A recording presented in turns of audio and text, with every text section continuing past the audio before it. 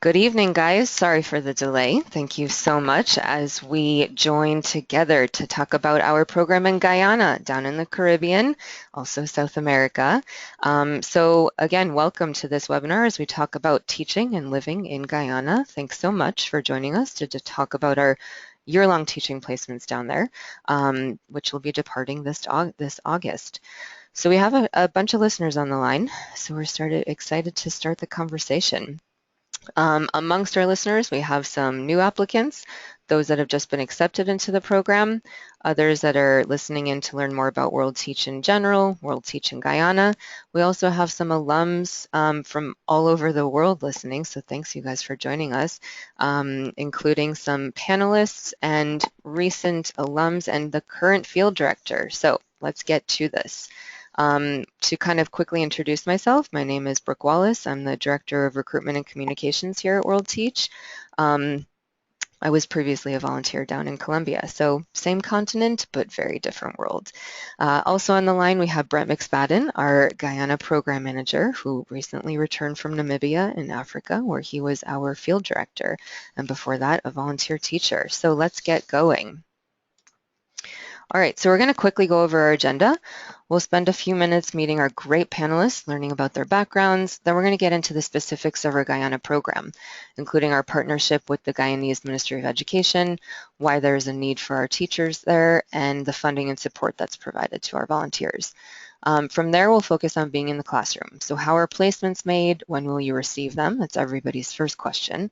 What teacher and language training will you receive during orientation and other kind of cultural immersion items? What resources will or won't you have in the classroom? And then most importantly, we'll definitely talk about cultural challenges that our alums have faced in the schools and in the community. After that, we'll discuss living in Guyana because we are indeed living there full time. So what are the housing placements like? With whom will you be living? What is the monthly stipend? And how, of course, how will you budget for that? What activities are volunteers involved in outside of the classroom? We'll talk about safety, cultural challenges, health, of course, and we'll hear personal experiences from our alums that are on the line with us. So that's definitely the value of tonight, is that you can hear from people that were in Guyana. At the end, we're going to quickly address volunteer qualifications, the application process, before we dedicate some time to Q&A with our panelists. So throughout the webinar, you can submit questions through the chat function that you should see on the right side of your screen. So we have staff on the line ready to answer those questions. Some of them we might save till the end to address as a group. So let's do this. Okay, so Alicia, our field director. Alicia, can you hear us? I think you are, okay, perfect. You've just unmuted yourself. Awesome. So, yeah, so Alicia is our field director down in Guyana right now, so super grateful for your participation. So Alicia, I kind of wanted to see, how did you first hear of World Teach from the volunteer perspective? You can see here, Alicia was a volunteer with World Teach in Ecuador. And what made you join the program in Guyana? Well, I decided I wanted to be a volunteer, and I went to Ecuador in 2012, and I had an amazing experience. And when I went back to Connecticut, it was cold in the middle of winter, and the position opened up for the Guyana field director. And, Guyana is a place that not many people know about, and so that was very intriguing to me. It was warm, and I said, yes, I will go. And it was the best decision I made of my life. I've been here 2 years, looking maybe for a third, and it was a great decision, and it was something that I was really happy I started in the international volunteering, and now I've progressed to where I am now. Awesome. Beautiful. Well, thank you so much for joining us, and we'll definitely be hearing more from Alicia as the night goes on. So now we're going forward to hear from our two other panelists on the line, who are previous volunteers from Guyana. So first, let's start with Anne.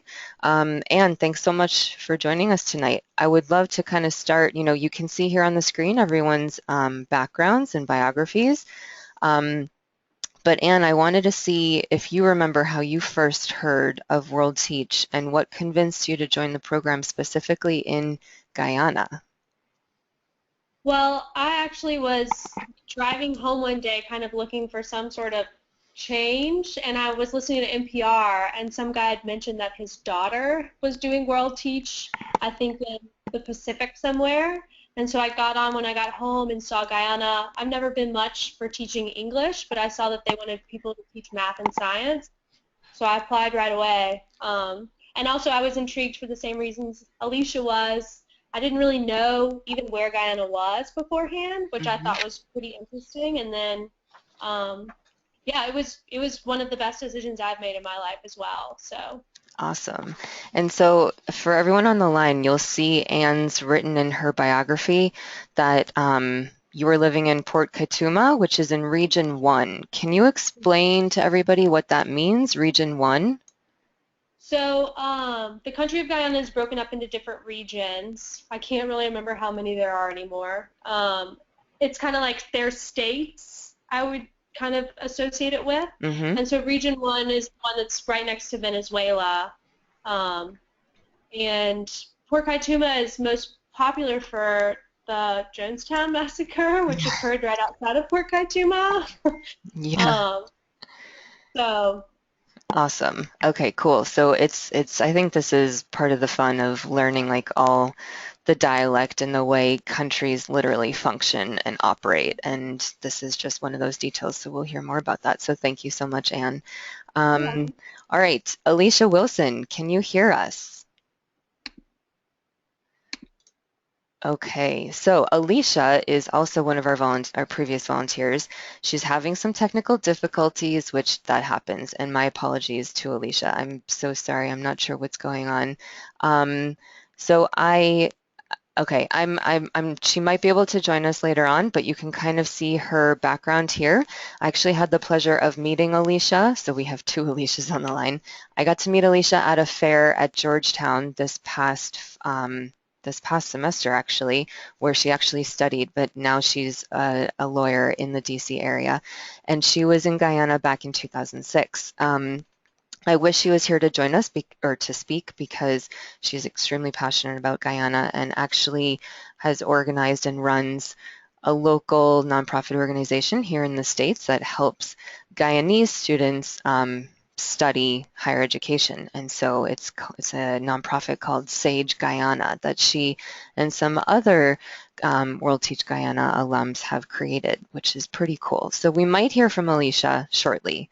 Um, but we will move on for now. And Alicia Wilson, I'm so sorry. We'll figure this out. Okay, so I'm going to kind of quickly give a bit of background of our program in Guyana, along with Alicia Field Director's input. So you can see our history right here. So we're obviously, we've been invited by the Guyanese Ministry of Education. We definitely would not be in the country without this partnership because World Teach only works in communities where we have specifically been invited. So we're very, very grateful for that partnership. And you can see there, we've been there since 2006. So we've listed just a couple of the reasons why we've been requested to teach in Guyana. You'll see there over the years, a weakening economy has caused some qualified teachers to actually leave for higher salaries in other countries or in other parts of the Caribbean, which is very sad. I think you need to be able to take care of your own your own country before you can send people to other countries, right? So we're just trying to help out with a shortage of teachers, specifically in math and science and some other fields in secondary schools. So I wanted to ask Alicia, our field director, if you wanted to add anything about our relationship between World Teach and the ministry, or kind of in general why you think there's a need for our volunteers in Guyana. Yeah, I think that working with the Ministry of Education is something that I've really enjoyed because when I was in Ecuador, I worked with a private university, and it was I loved every second of it, but it's just so different working with the government, like the government that runs the education in the country. And, while everything is very centralized, sorry about the noise, it seems in Georgetown, when you get out into these areas in Guyana, like where Anne was in Fort Kaituma, it's like a whole other world. So this centralized system kind of just, it's nothing like it is in town. You know, they would say Georgetown was town. And so you get out there and you have the ability to fill in gaps where, you know, there might not be a teacher. There might be, if you weren't there, there wouldn't be any teachers. And maybe you have, it's just a whole different experience working like with the education system and seeing what, a difference you can make with them being part of how they're trying to help their country and build their country. Yes, absolutely. It's all about the partner, what, the needs that they have already self-identified, how they want to help their country, what priorities they have in the education system, and how we can bring some skills to that area. Awesome. Alicia, thank you so much. So good news. I think we have Alicia Wilson. Alicia Wilson, can you hear us? I can. Can you hear me? Yay, success. Awesome. Cool. Yes, we can hear you perfectly. So Alicia, please quickly introduce yourself and tell us how and why you ended up in Guyana of all places. So I think I was in the second year of the World Teach Guyana program, and I knew I wanted to teach abroad, and I think as Anne said, I also wasn't interested in teaching specifically English. I wanted to teach other subjects, so that narrowed my choices down to Guyana. And I think, as everyone who's been involved in Guyana has said, it was one of the best years of my life, and no year has yet to beat it, so I highly recommend it. That's awesome. Yeah, and it's it's a curse and a blessing, right? That nothing will ever kind of live up to your experience in Guyana, but we're still very grateful for that. So awesome. So glad that you got on the line, and sorry for that confusion. All right, we're going to go forward to try to make up for our slowed pace at the beginning. So support for the volunteer and the volunteer fee. This is an extremely important slide because everybody wants to know, like, why am I paying to volunteer and what does this cover and blah, blah, blah. So we're going to quickly address that, the schools that we're partnering with in Guyana, they are the ones paying for us to be there. So it's the Ministry of Education that is paying for our volunteers to be there. So the total program costs are over $10,000 per volunteer for the entire year of the volunteer, but the Ministry of Education is covering the majority of that. And so the volunteer does pay the remaining $1,690, which is, of course, a lot of money, plus your airfare. So for that, our volunteers do a ton of fundraising in their local community because, as we said, this is a lot of money. We definitely can give you fundraising ideas. We can connect you with previous alums who were successful in raising all of their volunteer fee and sometimes even more.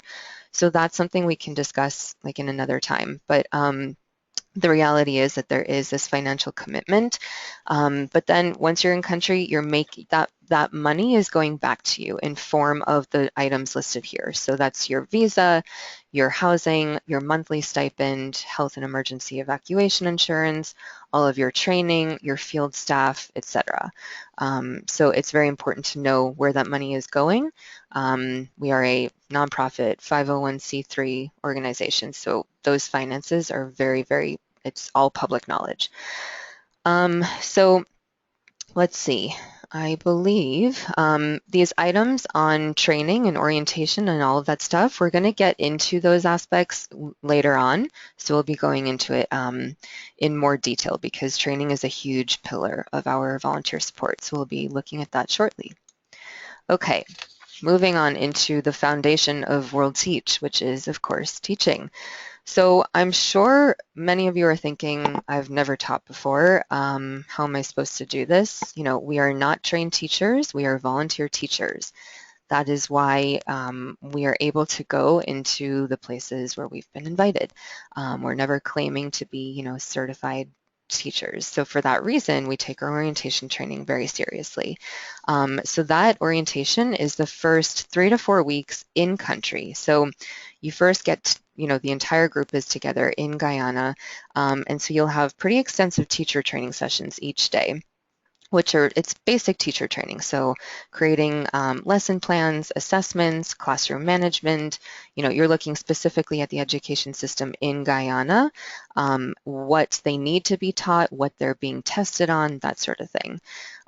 You're also going to be completing a short teaching practicum, so you'll actually be teaching for probably 10 hours or so while you're still with your field director and other volunteers to receive feedback, which can make you feel a bit more comfortable at the beginning, but of course it is very scary at the beginning. Our volunteers will also be receiving a curriculum that we have designed specifically for our schools in Guyana. So it's in line with what the Ministry of Education is already teaching there. So it's obviously a very, it's a cultural creation specific to Guyana and to their school system. But you don't have to use those resources. You can if you want to, but you're not required to.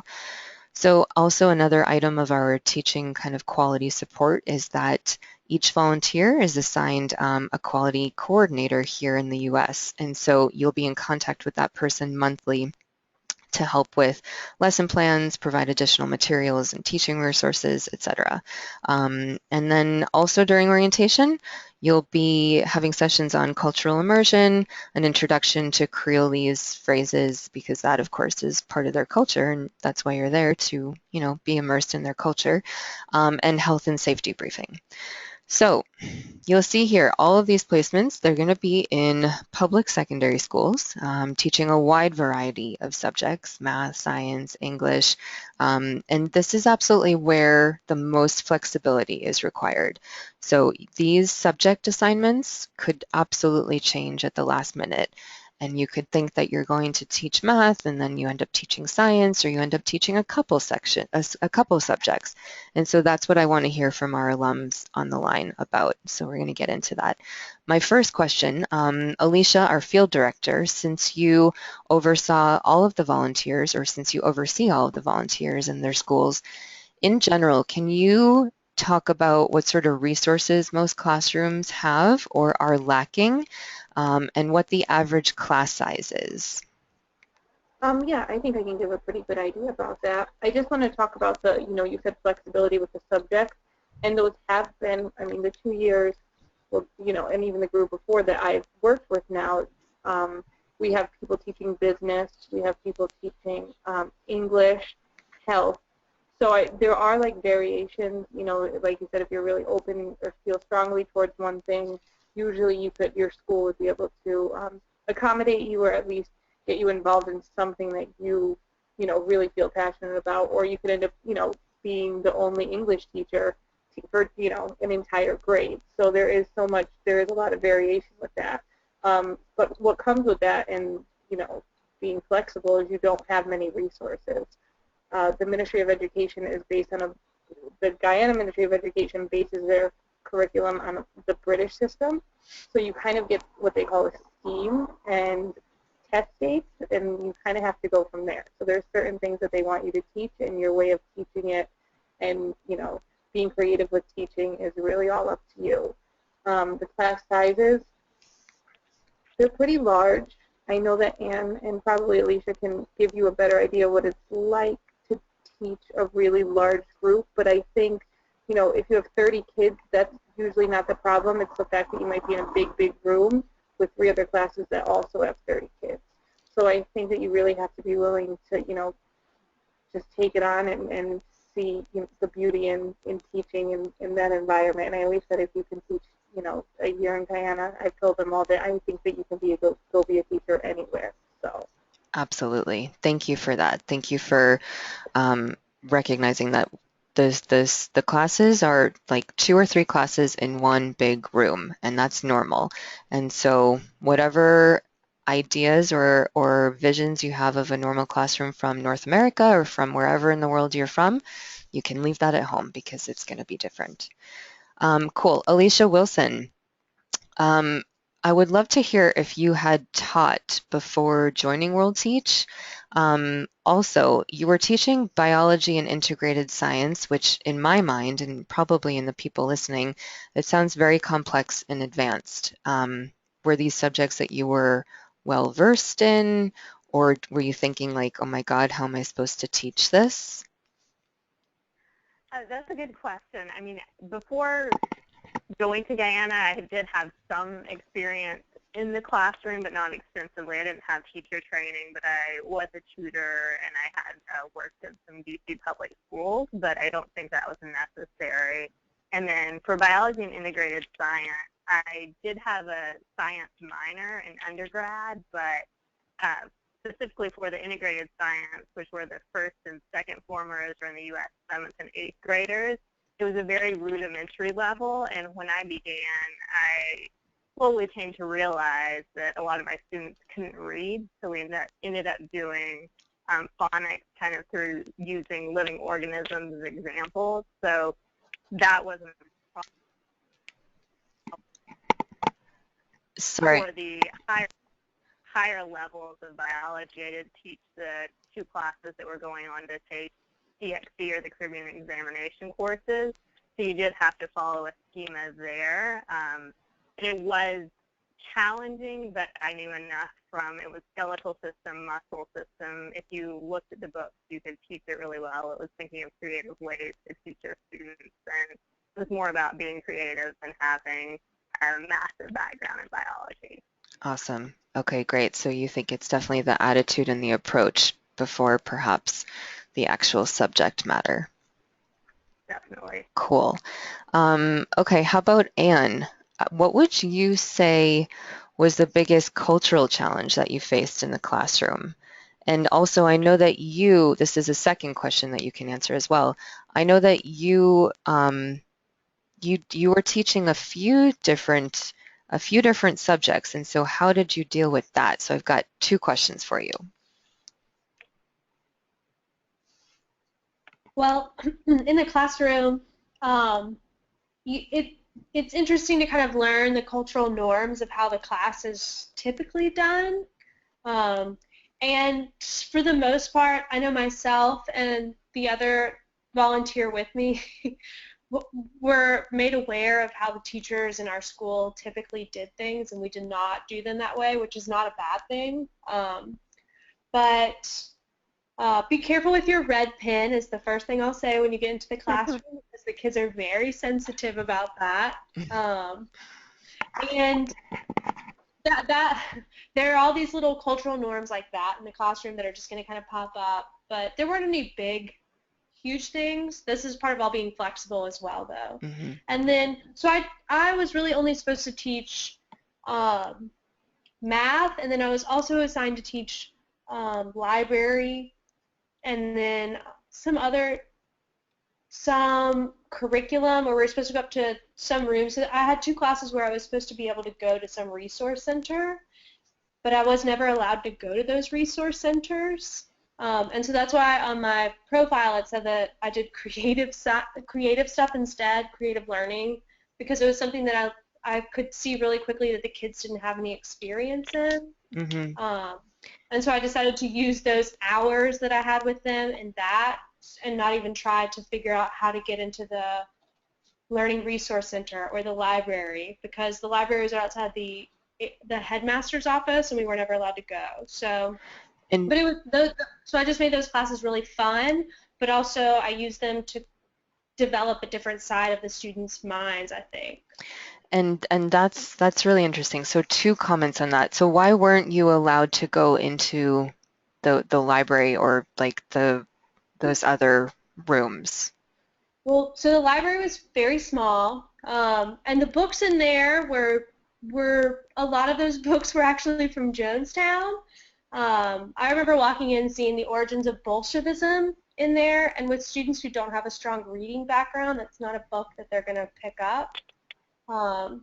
But also the headmaster's office was inside of the library, so she never wanted students in there because she had meetings and whatnot.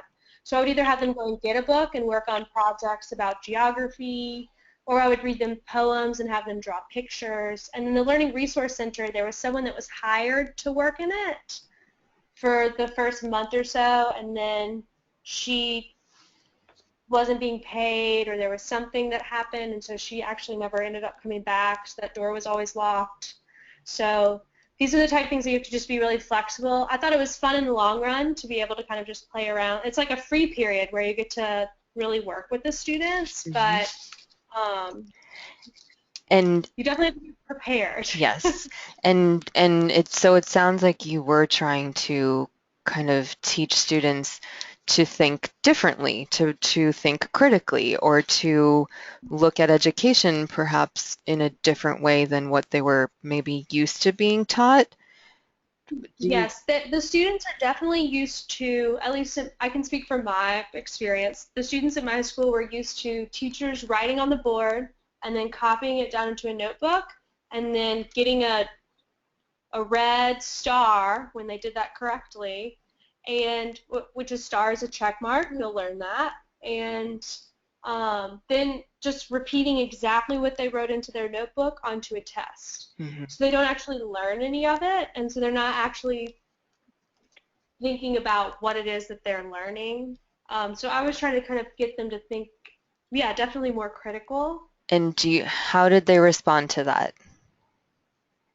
It was difficult. I remember I had them listen to a song, which they did not like my music at all.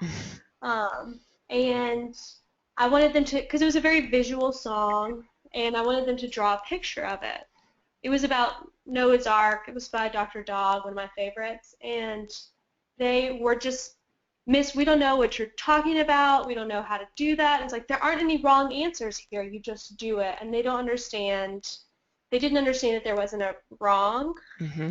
Like it's right no matter what you do because it's you just thinking about it and drawing what you hear. Mm-hmm. But it was so out of their realm.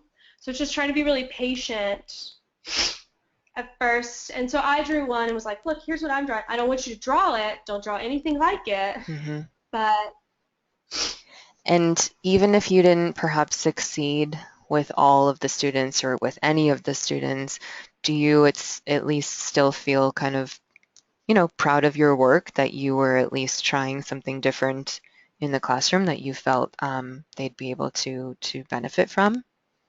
definitely. I mean, I think for the most part, even if the students all drew something because they wanted their red star. And if they can laugh at themselves in the classroom and know that they're even if what they did had nothing to do with whatever it was, it's being able to have fun in the classroom is, I think, something that the students were really removed from. So kind of getting back to that made it to where they were more open for future lessons, and teaching them that education can be really fun. Mm-hmm. Was, I think, one of the most successful things that I did. Great.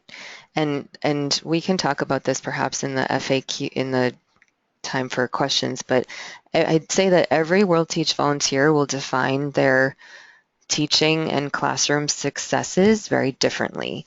And what you anticipate, well, to all of the listeners on the phone, what you anticipate will be success, that will absolutely change, which is why we say zero expectations are the key to happiness. You could define your success in connecting with one student. And that is huge. That is huge. And so just my own kind of 2 cents. Alicia Wilson, I have a question for you. What would you say was kind of the most surprising thing for you in the school, or something that you maybe struggled with at the beginning?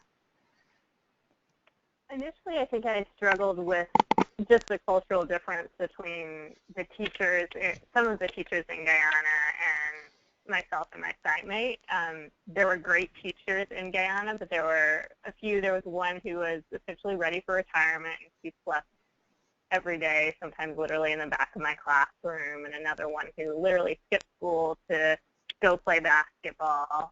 The majority were great, but then you have those few that you're like, wow, this would not go over so well in the U.S. So getting that expectation and then having the students, at the same time, it gave the students so much excitement when you were just there teaching, and even just being there. If you were having a rough day, the fact that you were in their classroom teaching, they got so excited just because of those few teachers. And I struggled with realizing that, but at the same time, I've never felt so dependent on by students that just showing up actually meant so much. That's awesome. I think that's a really great way to say that our volunteer teachers have a lot more responsibility in these roles than you would perhaps find in the United States at, like, let's say, an entry-level position, or somebody that hasn't taught a lot before, or perhaps is, looking to get their teaching certification, but like you need experience first. You will absolutely get all of that experience in a place like Guyana, or for that matter, in any World Teach community across the world. You will be given a lot of responsibility, and it is a beautiful thing, and it's of course a challenging thing as well. Okay, so we're going to go forward, but we can obviously come back to teaching during our Q&A time. So this is an equally important subject to discuss, obviously, living in Guyana, so life outside the classroom. So I imagine everybody's first question is, who's going to Guyana? When will I find out where I'm going? Your placement, etc. So for this year, we anticipate sending about 10 volunteer teachers to Guyana. If and when you're accepted, you'll fill out what's called a volunteer profile form. And that's where you list your preferences on, what age students you want to teach, what subjects you want to teach, what sort of environment you want to live in. And then based off your preferences and experiences, your field director is going to place you accordingly to where she thinks that you'll be the most successful. You'll usually find this placement about 1 month before find out this placement about a month before departure for Guyana. And I know that you're thinking, oh my God, how could I not know where I'm moving? But that's just one more of the items that you have to be flexible about.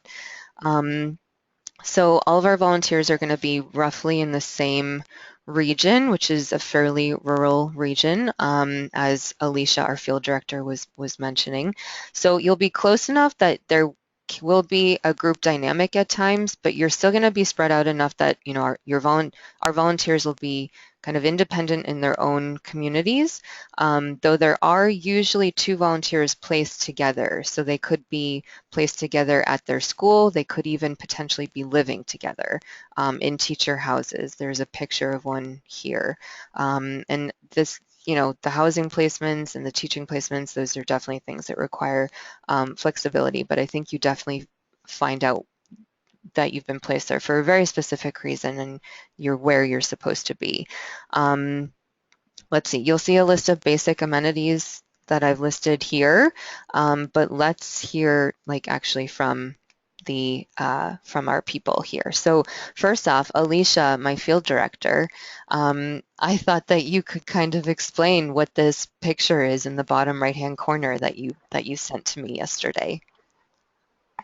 Oh yeah, I'm so excited for the volunteers up in Region 1 where Anne was. She was in Port Kaituma. The 2 girls who are in that picture are in Mabaruma, which is also in Region 1. And in Region 1, you can take a boat to a place called Shell Beach, which is, there's very little tourism in Guyana. So it's, imagine being on a beach where there's no one else and just you and turtles who come every season and have come probably for the past hundreds of years to come and lay their eggs, and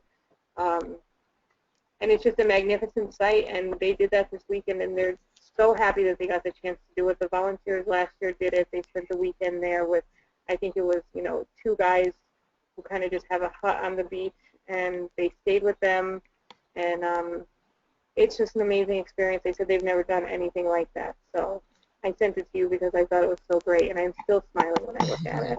Awesome. Well, thank you for including it. So, okay, my first question then, for Alicia Wilson. Tell us a bit about where you lived, who you lived with, what sort of amenities you had in your house or in the town. Of course, everybody wants to know about internet, technology, also kind of how close you were to school or how you got to school. Sure. So I lived in Kwekwani, Guyana, which was in Region 10, so kind of far away from Georgetown and Linden. The amenities at my house itself was much like a house you see in the picture on stilts. We hung hammocks underneath and actually had tables for lessons below, which was fun after school lessons. We did have timed running water. It was cold water, but it ran from 6 a.m. to 7 a.m., 12 p.m. to 1 p.m., and then from 6 to 7 p.m. We just have electricity. When I was there, we didn't have internet, and there were only 3 pay phones in the community. That was 2006, 2007. Now pretty much all of my students are on Facebook, and internet is in the community, and I still keep in contact with them through that. So that's changed a lot, Yeah. which is a big change.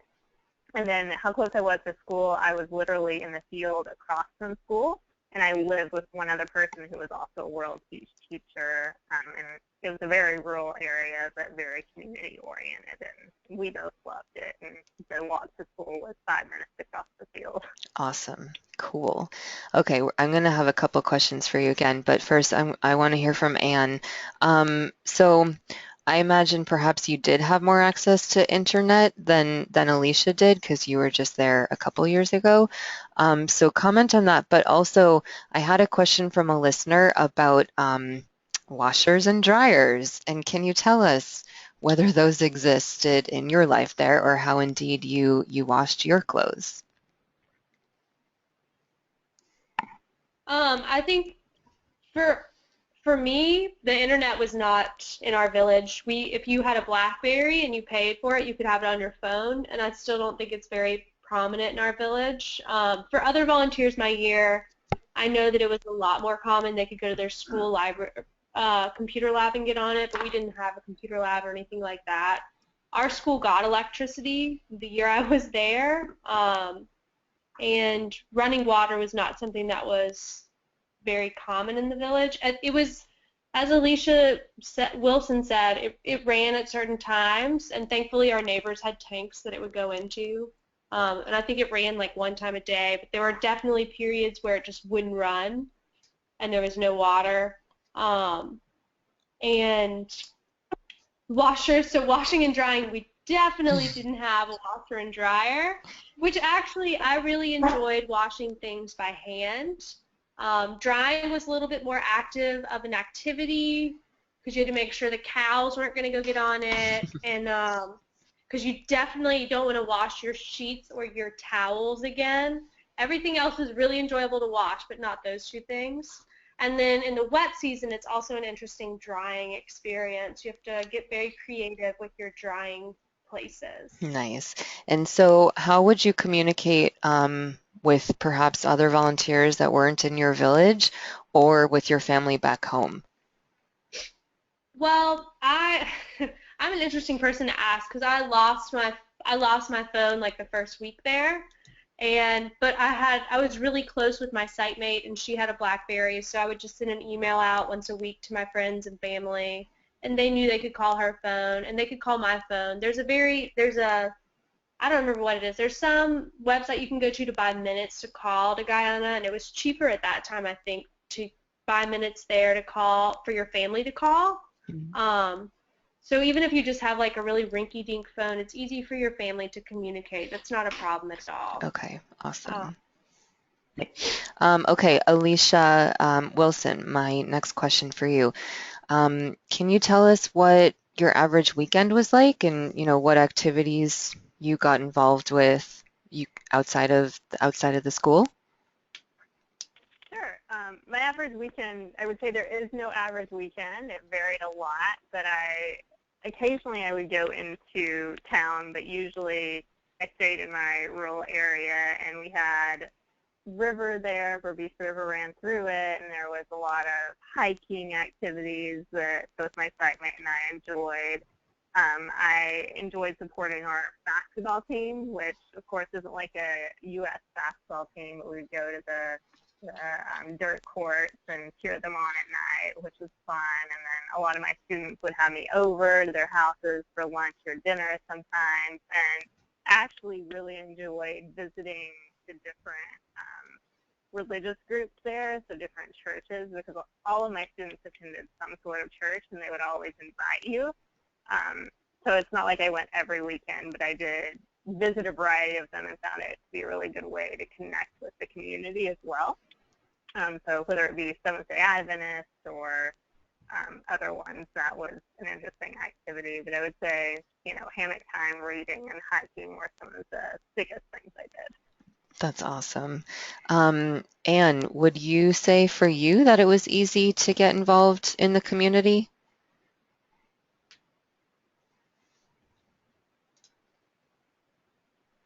It somewhat. There were some people that were more open to us than others. There was one family that we got really close to, and they asked us to help with her son's birthday party. And there were a couple instances like that that were really easy to get into the community. And then we just did a lot with the students when we had free time because there was not much else to do. I read a lot of books, and that was also kind of an easy inlet to the community because people realized that we were there to actually help their kids, so then they would kind of invite us to do more things. Hmm. Awesome. Okay, so as you guys can see on the screen here, we've written that the monthly stipend is about 225 US dollars. So let's see, how about Anne, just because you were there more recently? Do you remember kind of how you budgeted for this, or did you bring savings, or how did you deal with that monthly stipend?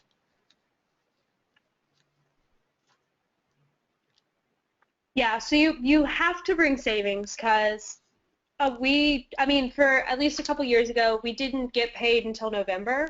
That was the first month that the paycheck came in, and you get backlogged for all the months prior, but you do have to live until then.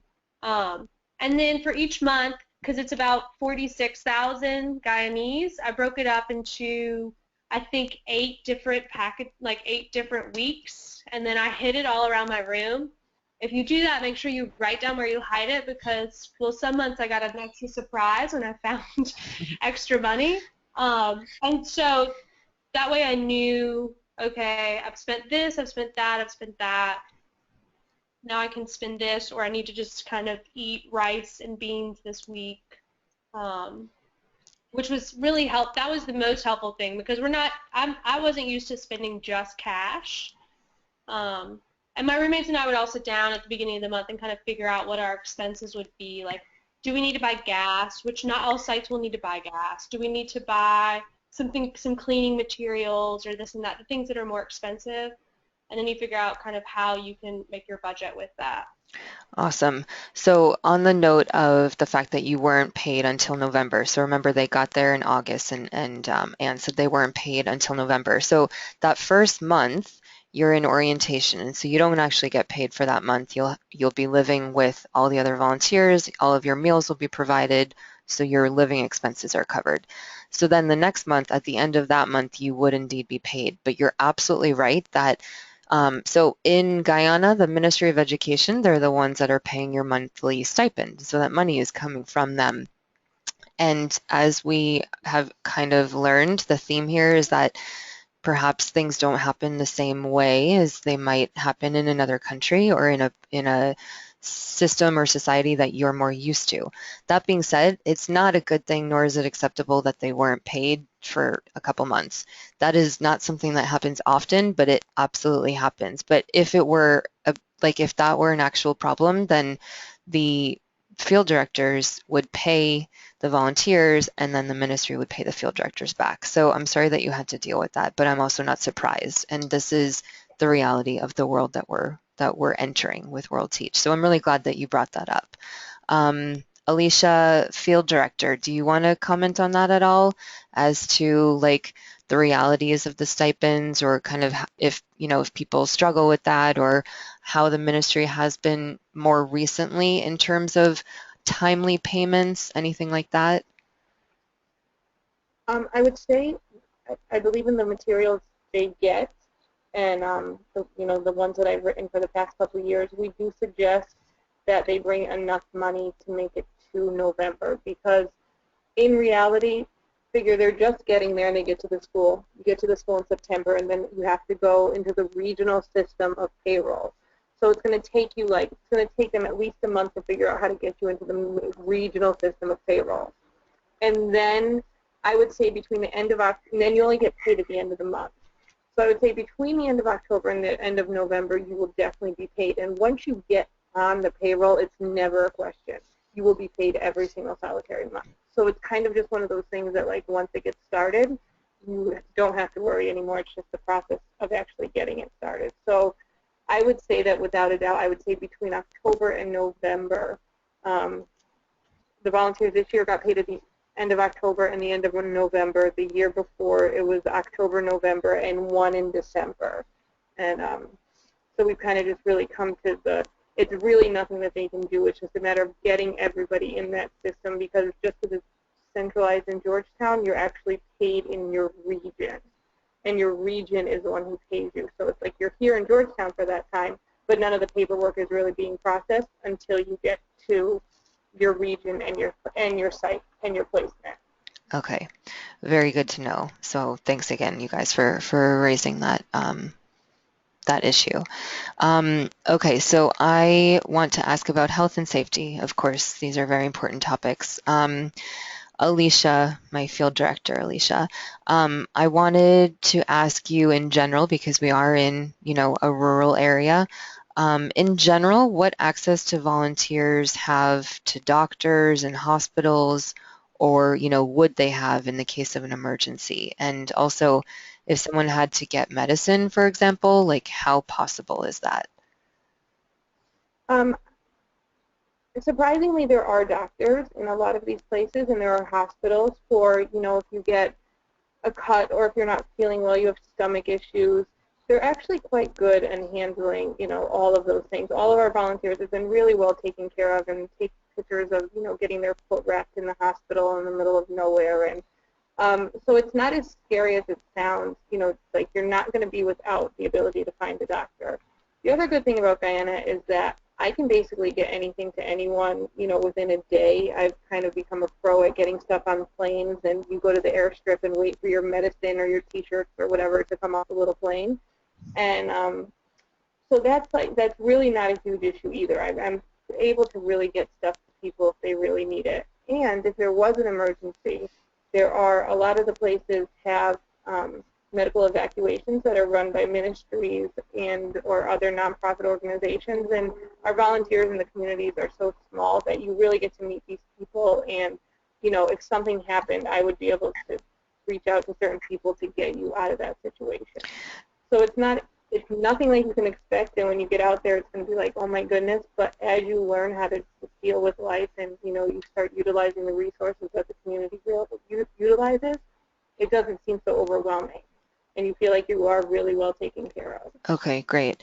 And on that note, I quickly mentioned it before.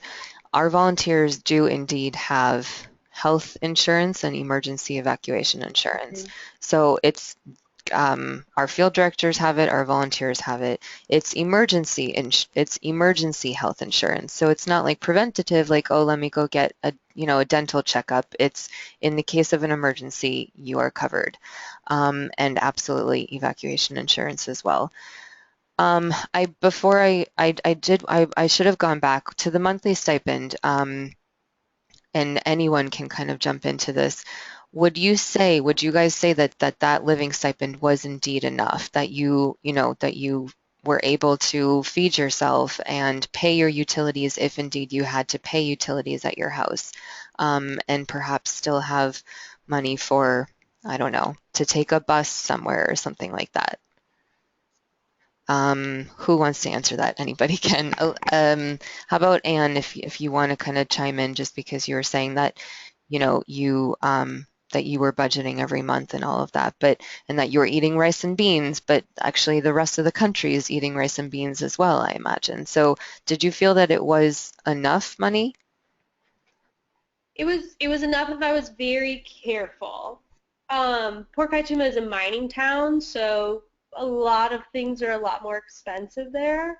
So we just had to be really smart about how we spent it. I know a bunch of the other volunteers didn't have any problems with the stipend, but my sitmate and I were pretty close and just had to be like, well, here, like, you're going to pay for this, and then I'll pay for it next month. So it's just thinking about things in the whole picture. But, there are a lot of mining towns in Guyana, and if you're in one, I would say you definitely need to be a little bit more aware.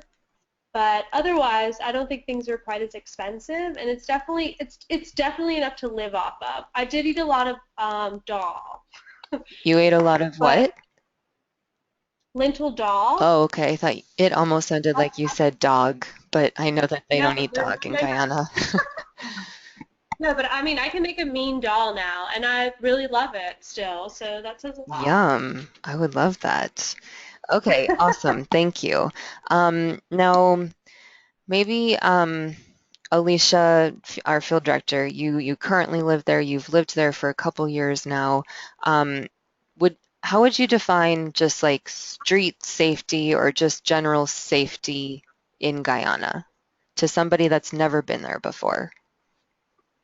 Um, well, when I came to Guyana, not only I basically had no idea what I was getting into, and having traveled and going through all these World Teach orientation in Ecuador about being careful because you're a tourist and all this other stuff, I was very prepared, I thought. And honestly, Brooke, I have never felt unsafe in Guyana. There's not high tourism, so as a tourist, you are not a target.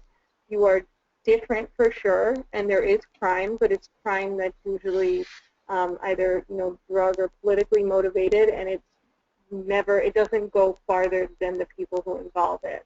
Of course, you have to be careful. There's people who want to talk to you, touch you, men want to whistle at you, and you just kind of, you know, you develop strategies for dealing with it. You can say, everyone will say good morning to you, and it makes me so happy to walk down the street and be able to say good morning to people, but you don't have to do that if you don't want to. Yeah.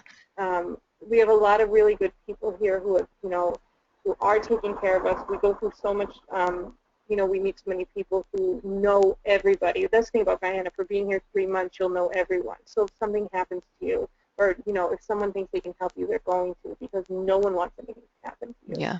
So the people you meet during orientation are really great, and they'll tell you all these stories that could happen because you have to know about Yeah. it. But then they tell you about how they can help you, and everyone looks out for you. And it's a big. I mean, it's so small. It's just like a big community.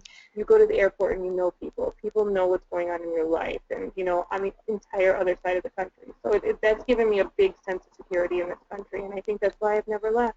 Good. That's awesome.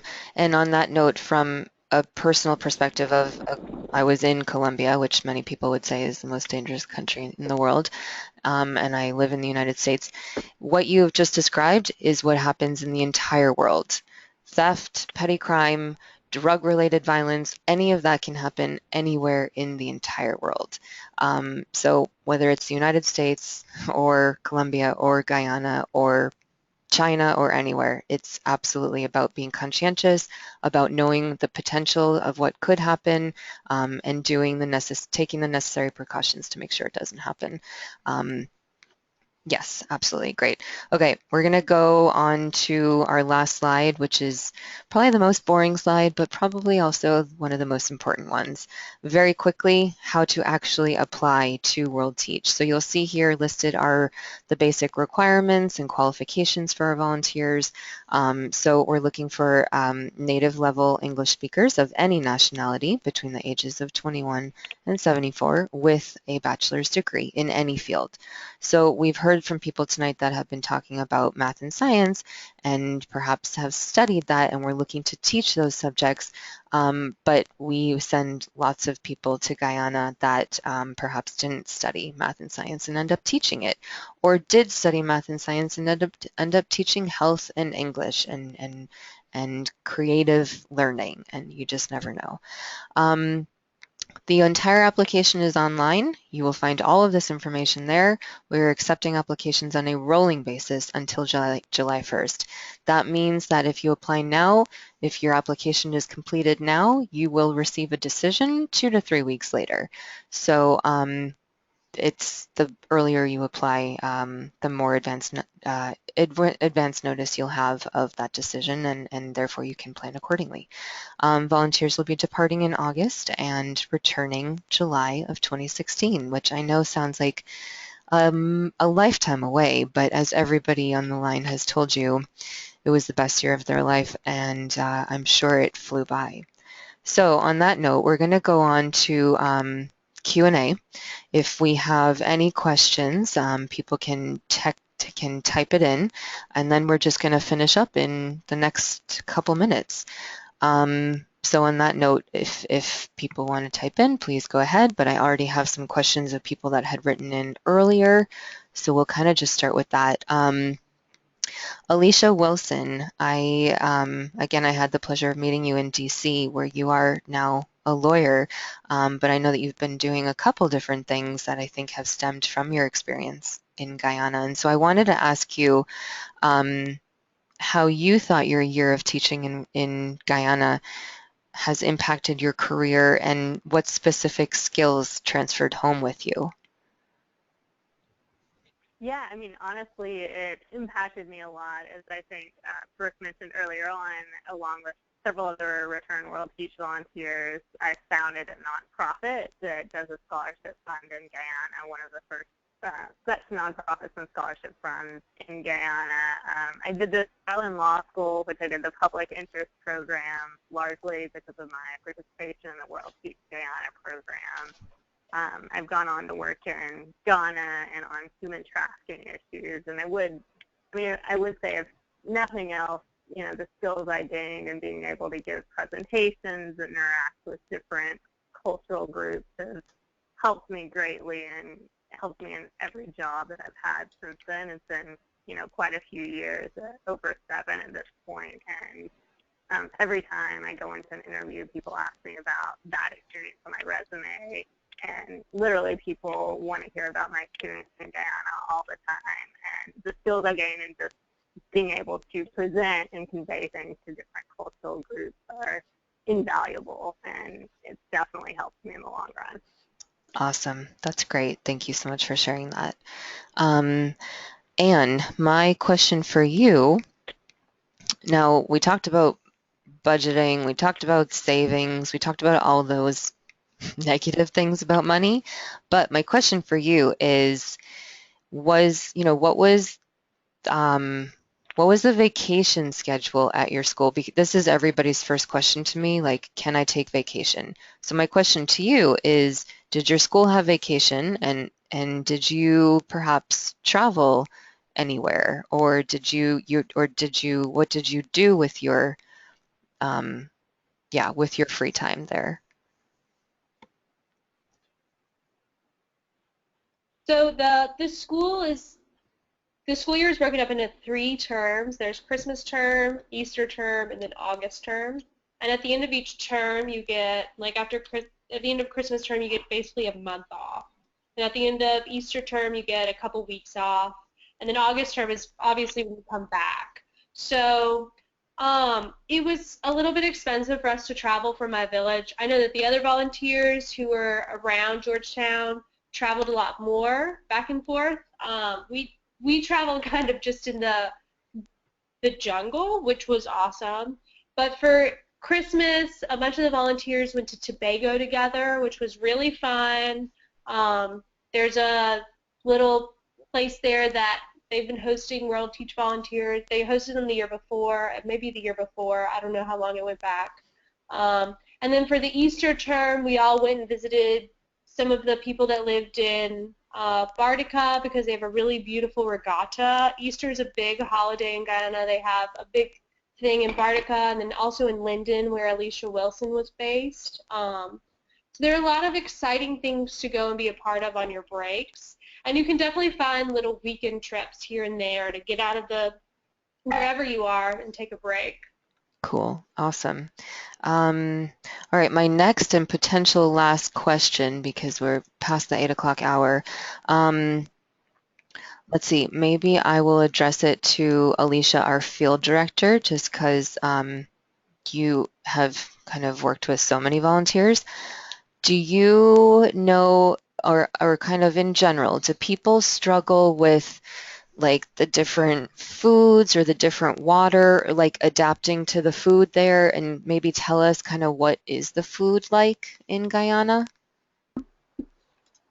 Yeah, you know what? It's actually the food quality standards in Guyana I have found very, very high. I don't know if it's because I had come from Ecuador, where it was very different. People, there was constant food poisoning and worms and stuff like that. And, people just don't have that problem here.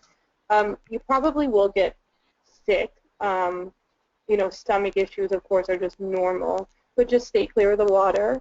No matter where you are, you can't drink the water. They do a lot of rainwater catching out in the jungle areas, and you can bring filters and stuff like that to make everything, make your stomachs feel better.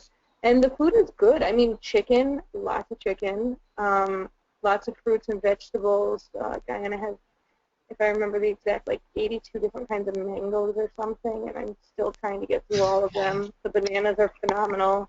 The rice is good. And what I love about Guyana is such a mix of cultures, because you have the East, like the Indian culture, and then you have this Caribbean culture, and then you have Brazilian food, and then you have Chinese food, and it's kind of, you can really get anything. And they take a lot of pride in the way they, in serving you food and making sure it tastes good. And if you like spicy, this is definitely one, it'll be one of your favorite places forever, because their pepper sauce is just phenomenal. So Nice. I think, and if you're a vegetarian, that's okay too. It's a little more difficult because there's so much chicken, but there are plenty of vegetables you can eat. They make vegetarian basically everything. Yeah. So. Awesome. Thank you for that, especially for the vegetarian note. I did just get a question from a listener, from Teresa, asking about rain boots, if somebody should bring rain boots. And I personally love that question, because I have to say, I think rain boots are a North American creation that perhaps exist on farms in other countries, but you're probably not going to see rain boots in most other locations. But what would you say to that, Alicia? Actually, that's so funny, because I wouldn't say bring them, because it's just something heavy you don't want to have to carry. However, in all the markets, because this is a huge mining country and all jungle, they have they have those rain boots, and you will find people walking through the mud in them. I mean, Anne can probably tell you stories about rain boots or flip-flops in mud, and yeah, so you'll definitely utilize them, especially if you're in a jungle mining area. You can buy them. They're not expensive, maybe like $15 or something. They're not high quality, but they're good enough, and they're going to be so filthy that it wouldn't even matter. They're like Wellingtons, I think they call them, but they're the fake version. So yeah, Brooke, they all have, the little kids have them going to school and stuff. They're so cute. All right, I was totally wrong. If I wore those in Colombia or even in Miami, people would have stared at me like, ¿Quién es esta loca? Who's this crazy woman? So, Yeah, I just think it's like, because it's so muddy and it's so rainy sometimes. I mean, the rainy season you will be walking through floods, so it's really, yeah, I've kind of enjoyed the fact that I can, utilize rain boots all the time. all right, awesome. So I think that's our last question for the night. If anyone has any more questions, please reach out to us. I want to say thanks again to our panelists, to Alicia Vignali, our field director, to Alicia Wilson, and to Anne Savage. You guys have been awesome. Thank you, thank you. Any last call for questions? Anything? No, I think that's about it. So thanks again, you guys. We'll be putting this up on YouTube, so there will be more opportunities for to listen to this, and even to reach out to other Guyana volunteers to hear about their experiences. So you can, in the meantime, see some of these pictures. So thanks, you guys, and have a great evening, and we'll see you in Guyana. Bye. Good night. Good night.